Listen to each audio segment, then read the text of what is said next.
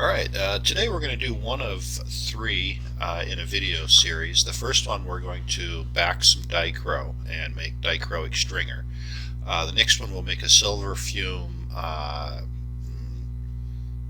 latticino, just a spirally twist, and then we'll put them all together and make a jellyfish marble with a dichro backing.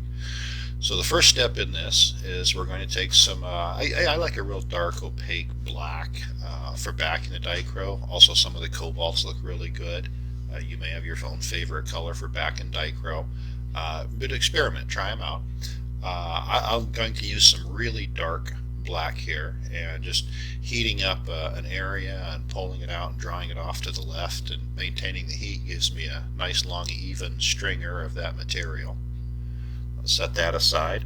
Here's a little chip of dichro that I cut down with glass cutters. They started off as a big round sheet, and now it's the end and the edge. That's why it's got a one end is longer than the other. So I've discovered here which direction the dichroic coating is on. It's on the one facing me right now. So when I hook up that handle to it, I'm going to leave it at an angle so that when it's bending down away from me, I'm looking at the reflective surface. And it's a front mirroring, much like they made mirrors on sextants, so it's really sharp and flat with no diffraction from going through the glass before it hits the dichro coating.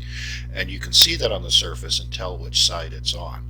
So keep that side away from the flame, as in right now I'm only heating the clear side of the glass, not putting the flame directly to the dichroic coating. And as soon as it'll start taking a glow and the whole thing is up to working temperature, then you can grab your stringer and begin coating it. I'm going to work from the edge, coating the cut scored edge of the glass just to cover that up and get a little more mileage out of my material. And then begin raking little adjacent lines that all have a little tiny bit of overlap, so that you're completely coating the glass, not creating bubbles and not leaving any voids. It goes very quick. They're really small stringers. And then we'll heat up another 4mm punty for a handle, and the first pass is just going to be heating everything together and condensing it together. And then I'll pull it out just a little bit. So right now I'm going to be condensing it up, and I'm going to pull it back out to roughly the size it is now. And then I'll pull it down again to a much longer, thinner piece that'll be my end result that I'm looking for. A long dichroic stringer. So that first pass, we've cleaned everything up, we've melted it together, it's smooth surface, and it's got enough thickness yet that we can still heat it up and pull it out. And much like pulling out the stringer, we're just going to start with the heat there, put it into it, and begin drawing that down while moving that base of heat over to the right and continuing to pull it out until the whole thing is drawn out. Some people do prefer to heat up the entire thing, going back and forth or whatever in the flame, and then pulling it all at once out of the flame.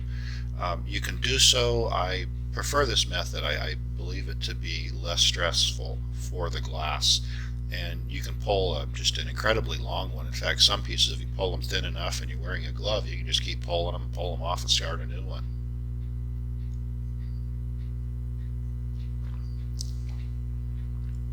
There we go.